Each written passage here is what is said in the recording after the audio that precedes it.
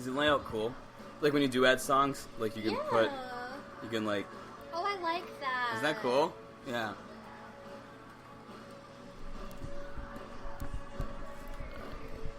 Just the microphone, yeah.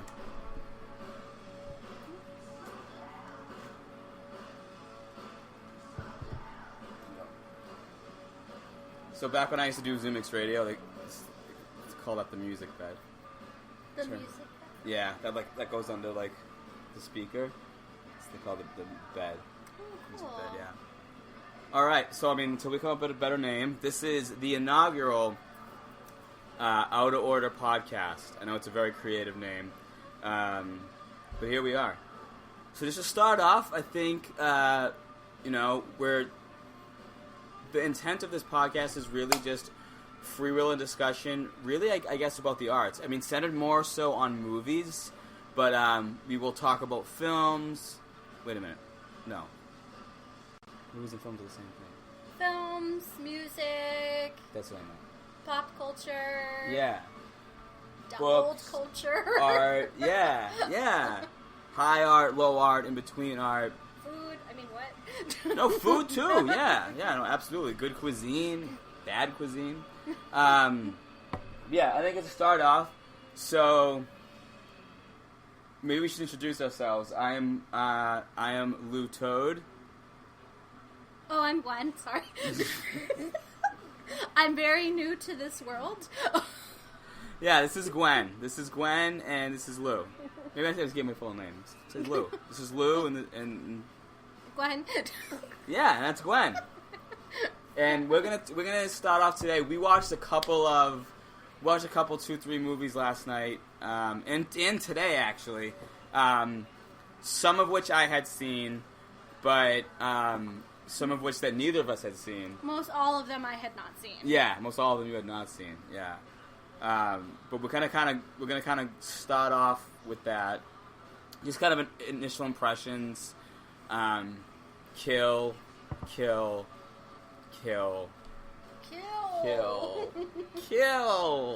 Okay, so to start off, we're going to be starting off with, we did 2 double features, and I'll tell you off the top, we were talking a little bit about each one, each double feature, meaning not each movie.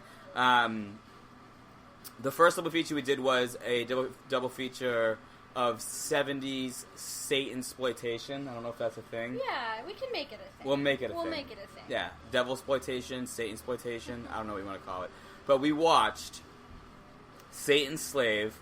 Not Satan Sluts, like I kept calling it by accident. Yeah, kind of wish it would have been Satan Sluts. Satan Sluts. It should have been Satan Sluts. Satan's Slave, which was newly released by Vinegar Syndrome, and you will hear a lot about them. The fine men from Bridgeport, Connecticut. Represent Connecticut. And we also watched Satan's Cheerleaders, which, holy fuck. Yeah. I think we'll probably spend more time talking about that. But let's just, I don't even remember too much, but let's just give like a couple of maybe a nod. Let's just do a few things about Satan. Not that Satan's Slaves, okay. And maybe we'll do it one at a time and whatever. Yeah. Satan's Slave. I didn't dislike the movie, but we had talked about it a little bit earlier. I think it's the kind of movie, A, you have to watch more than once, and B, you probably will enjoy it more in a second viewing, because it's a little bit of a slow burn. With that being said, it was interesting. I thought the performances were actually pretty damn good. Yeah, out of the 2 Satan features, I do have to say that the acting was much better. Or not... Yes, it was much better in this one than the other movie. Not to say that was bad. Yeah. But, yeah. Yeah. We do have to talk about two things off the top here. We'll go further into it, but the first thing is, I don't remember the character's name, but there's the character that... And again, we are going to be freely spoiling these movies, so if you're one of these people that doesn't like spoilers... There's not going to be any warning. We're just going to go into plot details ad hoc. We're not going to warn you. So, fair warning, there's going to be spoilers all over the place. If you actually have an interest in watching these movies, we're not going to warn you. We're just going to go into it. Yeah, but to begin, this is the guy that ends up getting the fucking was it like a scalpel or a knife? Something stuck in his eye. Yes. Yeah. Yes. It looked almost like, it wasn't a knife, it almost looked like a screwdriver or some long metal prong. Yeah. It was in his eye. It was something. Yeah, the guy that got speared in his eyeball. What the fuck was up with his kissing? So this he was like the main antagonist of the He was the main antagonist. Main antagonist for of the movie. 90% of the movie, yeah. A very, very creepy motherfucker. Yeah. Very creepy motherfucker. Bad fashion sense. Starts out the movie bringing this girl back to his very, like, creepy mansion-esque place. They're having a nice dinner. I was like, oh, he's having a nice dinner with his girlfriend. Takes her up to the bedroom. Almost cuts her nipple off. But, with the scissors. Yeah, with the scissors. I forgot about this. Yeah. So, I mean, that's not that shocking. But definitely an interesting way to meet this gentleman. Introduce us to open your movie. Yeah. I forgot about that. Yeah, so he nearly... So, it opens with what seems... seemingly a date that is going to end up in initially consensual sex. But then he starts to get really weird. Yeah. And then I think he ties her up, doesn't he? He does tie her up. Yeah. And then he cuts her clothes off. With the scissors. Yes. And then he starts sort of like rubbing the scissors on her in a sexual way. He almost does something, which I'm not going to say exactly what, but use your imagination. It doesn't go there, but... It almost does. It's very close. Yeah. It's very close. Aside from the almost cutting off of the nipple. Yeah. He almost does something real bad with those scissors, but he doesn't. And then he tells her to leave. And then the girl has ample opportunity to leave, right? Yeah, she stops. Takes her sweet fucking time. And then he smashes her head in a door. Yeah, she could have gotten away. But that was actually, now that we're talking about it, that is a pretty captivating first scene. Yeah, Satan's We're going to call it Satan's sluts. We're going to call it Satan's sluts. A.K.A. Satan's slave. Yeah, from 1976? I think so. Yeah. Yeah, because 75 and 76. Because I think a movie called Satan's Slave just came out last year. But whatever. We'll talk about the Vinegar Syndrome release, the Norman J. Warren directed Satan's Slave, also known as Satan's Sluts. But I actually forgot about that opening. But yeah, no, and again, not a bad movie. And I hesitate to call the movie boring. It's just you need to watch it more than once. Yeah. And you have to be in the right mood for it. Yeah, it deserves a second. It deserves a second watch, but it's definitely these kind of movies. Like it's definitely a slow burn. It's not going to reveal itself. It's not action packed, but it's interesting. Yeah. I'm trying to think of what else happens in this movie. It's very British. It's very British. It's a very British film. Very British. In which I mean that there's a lot of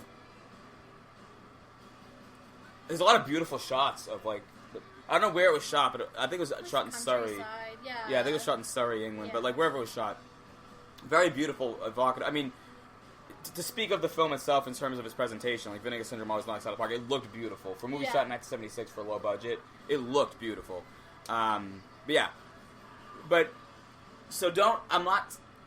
not recommending the movie. I'm saying that don't go in expecting a drive-in, balls to the wall kind of movie. It's a slow burn. It's a kind of a ponderous movie. You gotta be in the mood for that kind of movie. Yeah. It's not let me invite all my friends over and watch it. Yeah. Let's say on a Friday night. Let's say it's a Saturday afternoon, you have a few hours to kill. Yeah. And you can invest yourself in the story. Yeah. Which, not every movie asks that, but I don't think that's so much to ask of a movie. But for these purposes, and again, we went into these two movies, we both went in cold. Yeah. I didn't know really anything about these movies. I knew the directors of both movies, but neither me nor Gwen had seen these two movies before. Yeah. So we went in pretty cold. Okay, so now Satan's Cheerleaders. Satan's Cheerleaders. Do you want to start with Satan's Cheerleaders? Yeah, no, I'll start. Satan's Cheerleaders was wildly entertaining. We'll say it was wildly entertaining. Starts off, nice fun beach scene, these teenagers having fun. I guess, a group of cheerleaders and football players. Makes sense, right? Oddly, their coaches are encouraging two of them to hook up in the bushes, but whatever. Whatever floats your boat. This is from 77. It was the 70s, yeah, so, yeah. free. Yeah, yeah. Some fun, entertaining acting, for sure. Yep. Yeah. It's like you actually cut your like Uncle Joey to like act in your movie, and like his version of acting is like just using his hands a lot. Yeah. And just over exaggerating everything, like he's trying to entertain a toddler. That's my yeah. But here's something that I thought about was interesting with this movie, and Gwen, you actually pointed this out while we were watching it.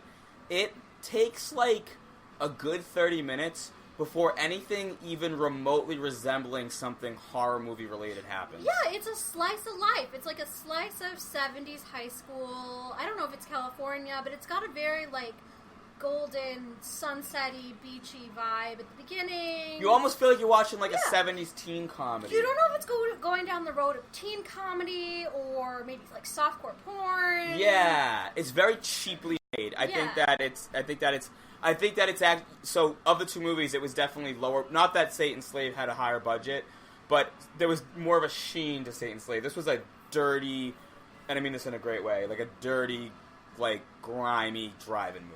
Yeah. Like, and even though we saw a cleaned up video version of it, Blu-ray version of it, it's a dirty movie. It's a very dirty movie, but with surprisingly a very low death count. Yeah. Yes. What? 2 people died? One? 2? So yeah, I went through. I don't know because remember at the end, does the weird white-haired guy with the? We have to get into him in a minute. The rhinestones. Does he actually die? Or is he the one that kills the guy at the end? I don't know. So there's let's talk about that guy. Yeah, we'll talk about that. Cowboy. Yeah.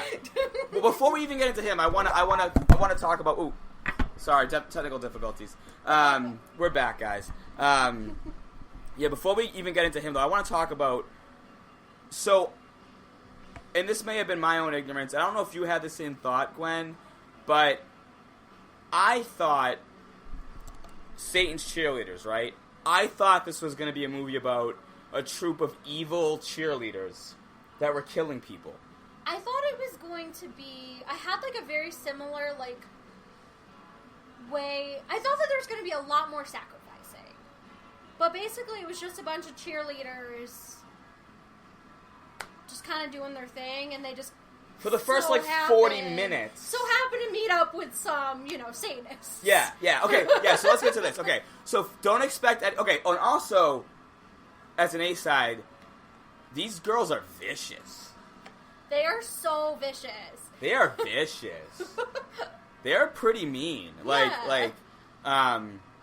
So there's, all these antics and all these, This came out before Porky, so, pre-Porky sex comedy, I mean, the cheerleader movies already existed for years at this point, but just cheerleader movie, like you said, softcore porn, sexploitation kind of stuff. Yeah. Cheerleaders, you think, sexy cheerleader movie, again, it was the 70s.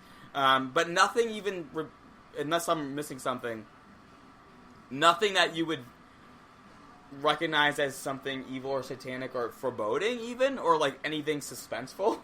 No. So to skip ahead a little bit, they're traveling. They're traveling to their school's equivalent of a rivalry game. Right. Yeah, there's one team that is a town over. They're having a big football rivalry game. Right. They're for some reason traveling with the weird janitor that is sporting a denim rhinestone chambray shirt.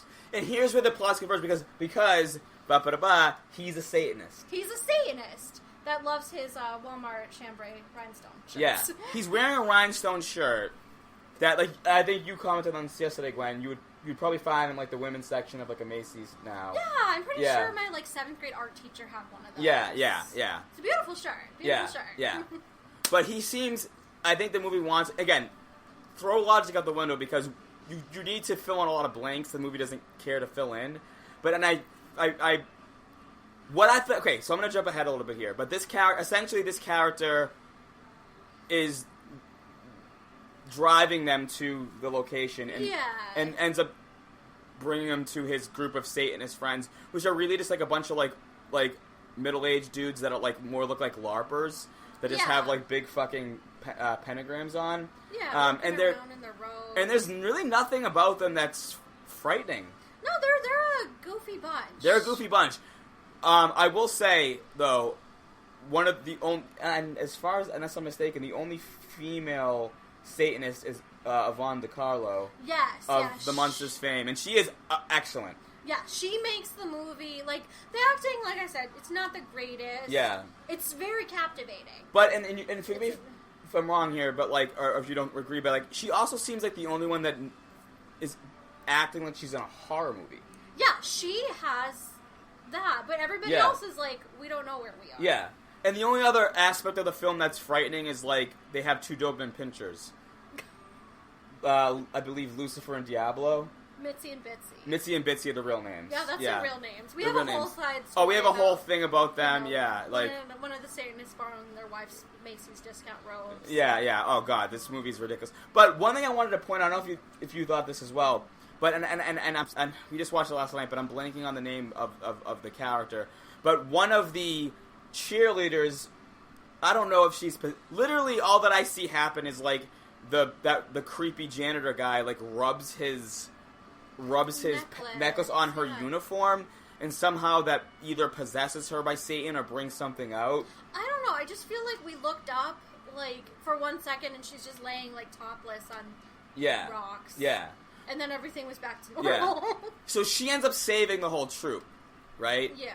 But I also thought that there was almost this, I'm sure unintentional, but this almost, like, weird, like, female empowerment aspect, because she just all of a sudden just, like, comes into her own, apropos of nothing, really, and sort of saves the day by, like, making things shake. Yeah, she raises her arms up, and the world shakes, and all is well. But even before the movie, she's sitting on the beach, remember, before that happens, she's sitting on the beach, and she's sort of, like, I don't know if she's depressed or she's just not feeling... She's the lone wolf of She's different than the other cheerleaders. Yeah, she's kind of aloof, a little bit off to the distance. A beautiful blonde, beautiful blonde girl. Really, is she the one with the piercing blue eyes? Mm-hmm. Yeah. So anyway, she, spoilers, when the sacrifice is supposed to happen with the main dude who's, like, this middle-aged guy that's also the sheriff, again, imagine, like, a LARPer with, like, a fucking plastic, like, pendant, which I imagine like most Satanists are, and if you're a Satanist, like, sorry, but I don't know, it just seems a little weird. It's a 70s movie, whatever, but, like, she has the power of Satan. Yeah, because she sicks the dogs on Yvonne DiCarlo. She does. So Yvonne DiCarlo initially sicks the dog. So it really seems like the only people with any real power in this film is Yvonne DiCarlo and this blonde girl. Yeah, and it's very, like, I have to kind of, like, rewind a little bit. It is a very empowering female movie. I feel like all the male characters are almost, like, hokey. They're hokey or they're goofy and stupid. Hokey. And again, I don't know who wrote the script. I'll have to do more research. I'm assuming this was unintentional. I think so, too. I just think it was maybe but the only real antagonist that has any actual power in this film is Yvonne DiCarlo. Because of course it's her. It's Yvonne DiCarlo. Yeah, she's the biggest name in the film. And then she's then killed by this female character who I apologize to the actress because the name escapes me. But she's the one that basically sicks them back. But they're both utilizing the power of Satan. Yeah. And then the movie ends with them winning the big game. She's wearing the pendant, and she's still utilizing the power of Satan. And then her, like, coach kind of laughs and says, I don't think we'll be missing any games this year. So I'm not sure if this is meant to be a parody.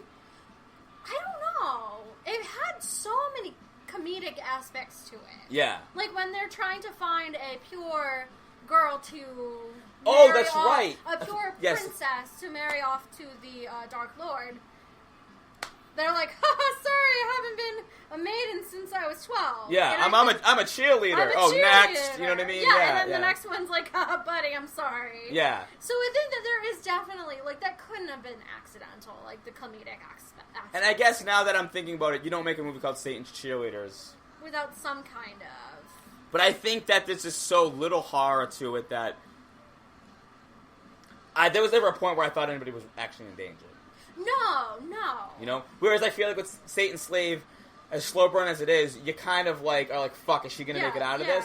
Yeah, the main characters were definitely... Because there was so much more... Like, the first scene in Satan's Sluts. Satan's Service. Satan's Nice and Satan's Service, yeah. Satan's Sandals Resort. Satan's Sandals and Sandalwood Oils. Yes. It's a very nice little place in downtown New Haven. Visit. They got a lot of good stuff. They mostly deal in essential oils and pom-poms and pentagrams. Yeah. Pom-poms and pentagrams is actually next door. Satan's Sangrias is also a great place to eat. Oh my god, Satan's Sangrias. Highly recommend it. Great wine. Not always sacrificial. But what were we talking about? We were talking about Satan's sluts. Satan's sluts. Yeah. No, we weren't. We were talking about Satan's cheerleaders. Wow, we are way off track. Off track. But yeah, no, none of the characters were in danger, but I felt like there was an underlying subtext of, like, the people that you're supposed to be afraid of are more in danger of these vicious cheerleaders just, like, mocking them. Yeah. Knocking them down. Oh yeah. So the bum on the corner, who's played by John Carradine, he is leering at one of the girls, but there's this one girl that's always posing like she's in an ad. Yeah, she's draping herself over the seat. Seat, like, and I understand, like, they're in cheerleader uniforms, and, like, it's called Satan's Cheerleaders. It's a 70s movie, so, you know, obviously they're in cheerleader uniforms, but she's, like, always kind of posing, like she's posing for a photo, like you said, but she has some choice words for this guy, who we never see again, so I don't really know what his purpose is. No. I think that, like, all of it was funny, because all of, like, the male characters were either trying to harm them or help them. Yeah. And they were all just basically like, fuck you. But they're really all... there's no real male character of consequence. No, there's no male character. Yeah, there's none. Yeah. There's none. I mean, there's very little of consequence. I guess, really, the strength of this film, in so much as it lies, and I don't just like the film, is in Vonda Carlo's performance, which I think it was fucking great, like, too good for this movie. And I will find the name out of not only the character, but the actress, like, both the blank and the blonde girl that basically is, like, the movie's really about her. Yeah. Insofar as this movie has a purpose, like, it's that, and she was really good. But yeah, that was Satan's Cheerleaders. I would recommend it. Yeah. I think it's a good fun movie to watch. It's a very fun movie to watch. I feel like, now that, like, we're talking more about Satan's Santana. Yeah. Satan Santana. I can never remember the name. Satan's Slaves. Yeah. The more intrigued I am to rewatch it again. I feel like it just... better chance. Better eyes, like fresh eyes. I feel like Satan's Slave does better on a rewatch. Satan's Cheerleaders gives you everything on the first watch. Yeah, it's got that punch to it. Yeah, and it's honestly, like... But you may not really want to rewatch it too much. I feel like it would be a crowd pleaser. It would be a crowd... That's a movie with a bunch of people... Because I feel like it's one of those movies that it's supposed... I mean, I don't know if they had that intention, but it is a little ridiculous. Like, it's funny. Yeah. And it's a good one to watch with your friends and just kind of riff on. Well, you got to think to yourself, this was made for the drive-ins, right? Yeah. So, the first half hour, you could pretty much tune out. I mean, you could tune out probably for most of it. Yeah. But I feel like Satan's Sluts, you have to really pay attention. Yeah, and I think that's it. You have to pay attention and, you know, pay attention to the storyline, pay attention to, like, I'm sure that there were, like, clues and stuff in there. Yeah. I think Satan's Slave definitely benefits a second watch. I'm not saying you couldn't watch Satan's Cheerleaders again, but you can watch Satan's Cheerleaders once. There's no logic to be had in it, but you don't have to be glued to the screen. You could be you can, like, be talking with your friends. Yeah, it's a broad film. Like, it's like, I like to think of movies in just terms of, like, oh, can I watch this with, like, a group of friends? Yeah. And I watch this, like, when I'm sick, home alone on the couch. I feel like that would be a good Satan's Slave movie. If you're like, oh, I'm home from work sick, like, I don't... Satan's Slave is good for that. Yeah, I have no energy, to pay to do anything. Yeah. To do anything. Satan's Cheerleaders, I think, is good for like let's get a couple people over and watch this, and we can kind of and you could do an MST3K style. It's a fun movie. Fun movie. Yeah. Okay. So let's move on to our next double feature. Yes. Switching gears here a little bit. Not as much of a theme, this is but that's okay. Not as much of a theme, but I mean, but they don't. Yeah. Probably won't be saying too many fun things about this one. No. But probably more deeper things. This is William Friedkin's Cruising, starring Al Pacino. Yes. Since I've seen it before, I'll let you start. First time watch, initial impressions. Should I go into like a little bit of storyline? Anything, anything you want. So, it's New York, 1980, late 1980, 70s, early... Yeah, 79 or 80. 79 or 80. Al Pacino's a cop. He goes undercover into the New York S&M gay community because there's a serial killer. I feel like you'd classify him as a serial killer. Oh, he's definitely a serial killer. He killed, like, what, 4 or 5 people in the film? 4 or 5 people, same manner. Yeah. Basically to catch this guy. And it's it's a deep movie, and you told me that there's so much controversy on both ends when it came out. Yeah. And I feel like a movie like this probably wouldn't fly again. Oh, how could you make that movie? No, I mean, you couldn't even make it then, and he made it. It's unsettling. It's unsettling and it's disturbing. But some of the underlying themes of it are just they're so powerful, and it's definitely like a very thought-provoking horror movie. Yes. About a lot of different things. Yeah. Now, okay, so I had seen it before, but this is the first time I'd seen it in so many years, and we watched the Arrow Video version, which is an absolute revelation, cleaned up. It looks absolutely beautiful. I watched it with that whole new set of eyes, and here's a question I have for you, Gwen. Do you think, because you had kind of touched on it, and believe it or not, I know it may sound stupid because it seems so obvious now, but I could be wrong. Do you think that Al Pacino was uncomfortable because it was bringing out a side of himself? Yeah, I feel like Al Pacino's character definitely gets so immersed, mostly because he's an undercover cop, and it almost felt like I was watching a method actor. Like, I can't remember the actor, but they got so deep into their role that they had such a hard time getting out of it, like, months later. Daniel Day-Lewis? That's one of them, definitely, for sure. Val Kilmer with the Doors?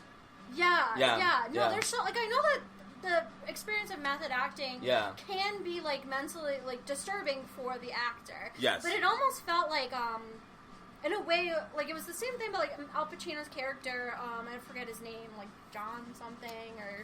his name in the film was just John something. It doesn't matter. Forbes? Yeah, John Forbes, I think it was. Matter. Yeah. But, he gets so deep into that role, but I think that it evokes, like, a feeling in him is like, am I so deep into this role, or am I confronting my inner sexuality? Like, am I seeing myself as maybe not just being a straight macho cop? Right. Am I, maybe, they don't go too much into the backstory, whether Al Pacino's character had much interactions with people that identify as gay. In the past. So he kind of, like, dives head in. Like, I don't know if he did or he didn't. But it's also, you have to think about the time where this takes place. It was 1980, like... New York City. Yeah. So I think that he gets, in his mind, uncomfortably close to the idea that he might not just be the way he thought he was. Which, in a way, it's a very, like... interesting concept to introduce back 40 years ago. Yeah. Absolutely. Like, it says a lot about, like, masculinity and, like, being on a sexual spectrum. But yeah, no, it was, those scenes, like, it was definitely a very hard film to watch. A lot of brutal killings, and that, like, any group of people, like, targeted. Yeah. Is inherently just awful. Yeah. But definitely, like, those concepts that they like a breakdown of masculinity and, like, just Al Pacino's performance in it is spectacular. Yeah, absolutely. And I think on my rewatch of it, I just watching it and just being immersed in it and just I never kind of got that before, but seeing that on the second watch, or maybe third or fourth watch, I watched it when I was a kid and didn't obviously get most of it, but just seeing that, and then that scene where he's like, asking his boss, like, I want out of this, can I get out of this? And then, the boss is like, no, we need you, like, we need to solve this fucking case. Yeah. And his reasoning, like you were saying, probably was, and I never saw that before in the movie, but, like, to me it seems like he was starting to feel, because there's that scene where he's, I think it's Nancy Allen, like, not Nancy, I forget her name, but the one, that was in Animal House. He's, like, having sex with his girlfriend, and he's just, like... Totally checked out. Yeah, and is it because he's so undercover, or is it because he's, connecting with something? Probably both. Yeah. I feel like it's probably both. Definitely, like, a hard undercover position to be in. Right. He's making close relationships with, especially, like, his neighbor in the apartment that he's renting out. Yes. And you have to, like, understand, like, maybe he was just a cop in New York that literally was like, whatever, like, I'm straight, like... Yeah, I'm taking this assignment. I just have straight friends. Yeah, like, yeah. Very a different time as well. Yeah, different time. Yeah. But that was a very interesting one. Again, very different than the other ones we had watched, but, like, hit you differently, but very affecting. Obviously, I think the new Blu-ray is amazing, and I think it's great. I think in Liam Friedkin's filmography, it deserves reappraisal. I thought it was great, but, like, just being your first time watch, what did you think about it overall? I thought it was an amazing film, but it was a hard one to watch. Yeah. I didn't feel like I was just watching a horror movie. Yeah. Like, it had There's more to it. Just so much that's, like, just relevant today, too. Yeah. About... For sure. But yeah, no, it was brilliant. Yeah. Yeah, absolutely. And the one we chose to pair this with, which I try to justify. I don't know if I can justify it now. They both take place in New York. That's what we'll stop there. They both take place in New York. Is Brain Damage.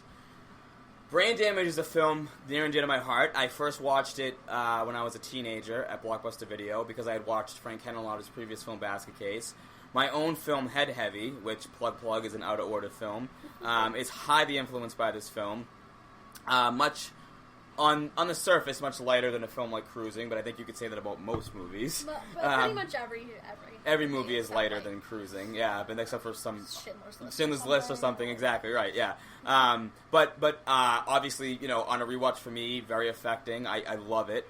For anyone that hasn't seen Brain Damage, it's about this, like, parasitic. We never know. Is it from the Earth? Is it a space alien? I don't think that it's ever covered. But it injects this sort of drug in this blue juice, which looks like in 1,000 Flushes, toilet cleaner. Yeah. But that gives a kind of euphoric high. So there's definitely some themes of addiction in there. Yeah. But he feeds on brains. So it's a total B movie, but it's beautifully shot. It's beautiful. I'll let Gwen take again, since this was a first time watch for Gwen. I'll let her take the reins on this one. But I love it, and it's one of my absolute favorite movies, and obviously highly influenced. The movie I'm probably best known for that I've made, the short Head Heavy with Zerp, who will be on a future episode. But Gwen, what did you think of Brain Damage? I thought it was also, it's not similar in any like high level way to Cruising. Yeah. Terrible at remembering names. Yeah. Thanks, but I think it's definitely on the surface. It is like a B movie, so it's spooky, scary movie. But it also taps into themes of addiction and substance abuse and the codependency you get on substances. I must put a plug in that the little brain monster, it's not just like some like creepy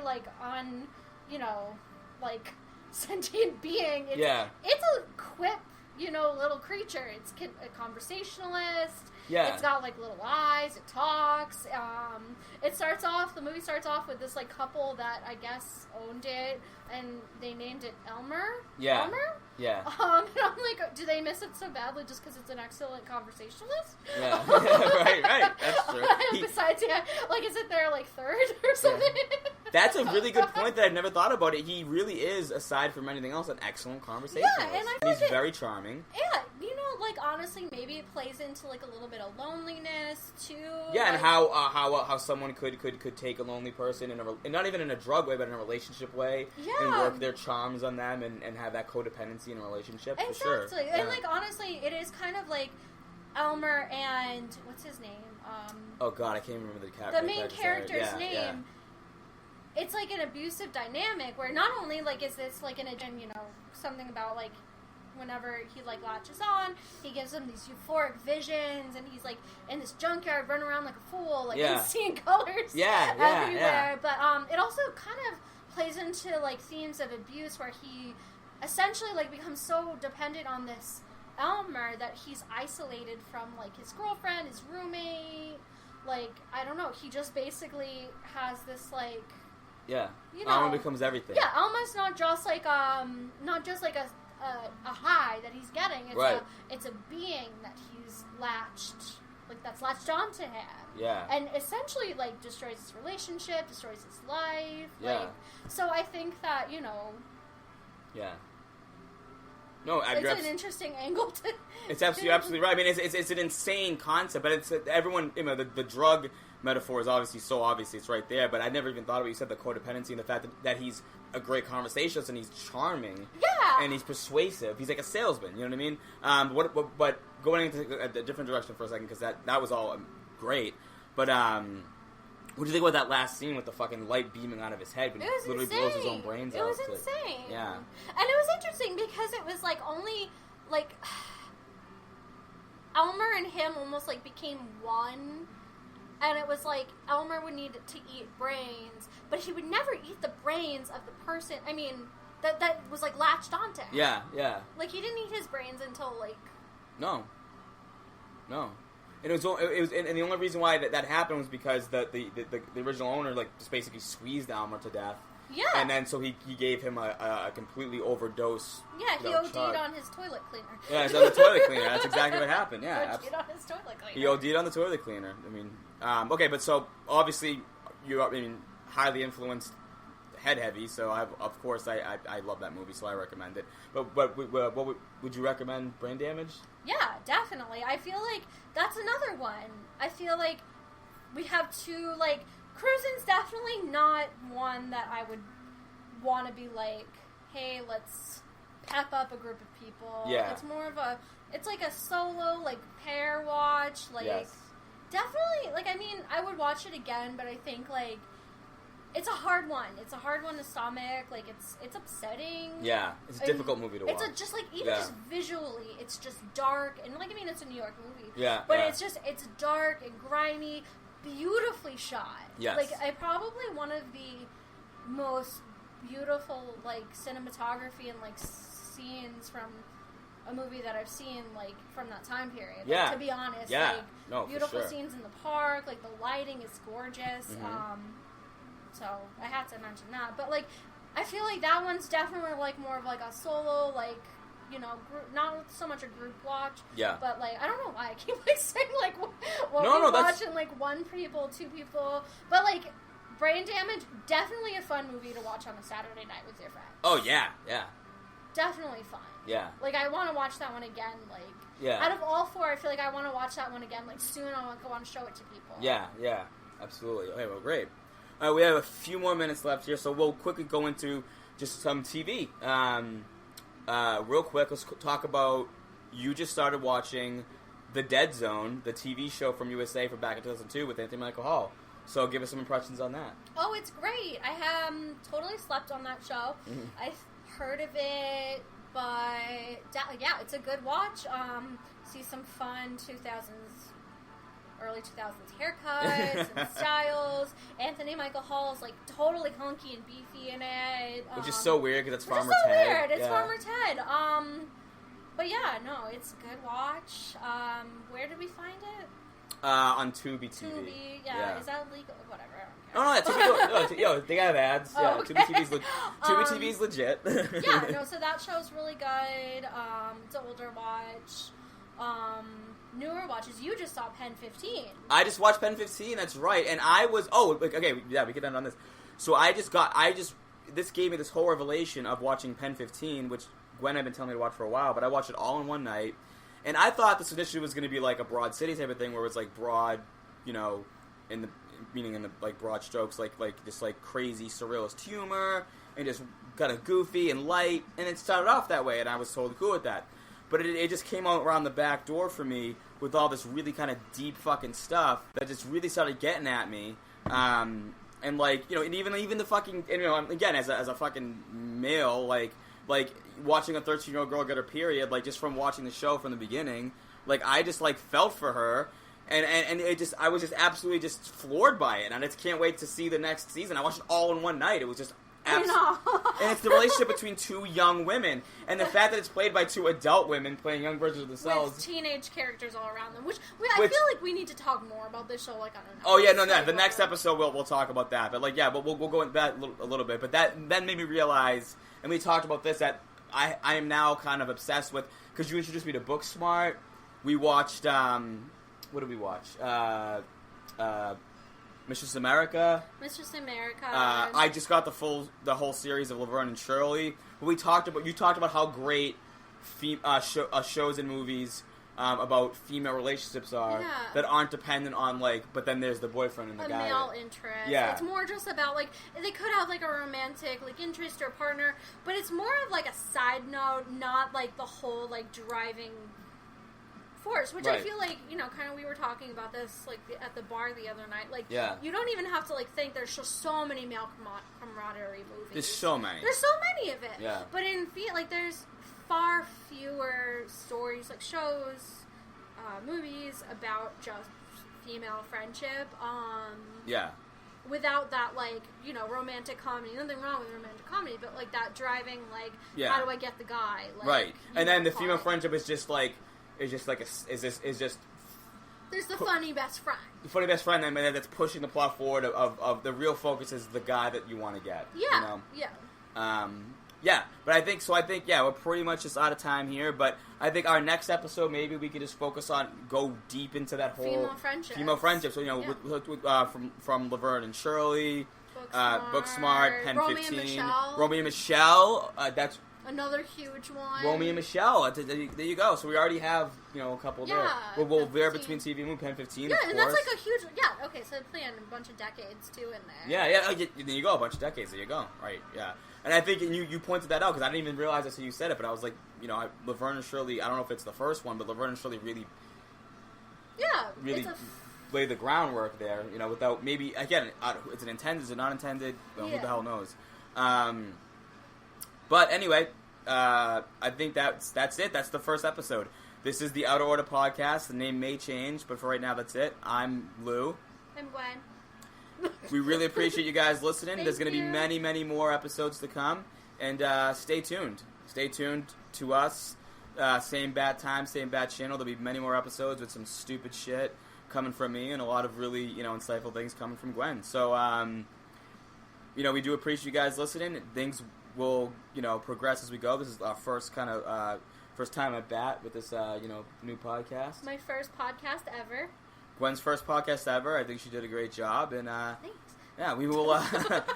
We will see you guys. Well, we'll not see you guys, but we'll catch you next time, where we'll be talking about, you know, female friendship movies and shows, and we are going to do our best of the decade that's coming up, best of from 2010 to 2019.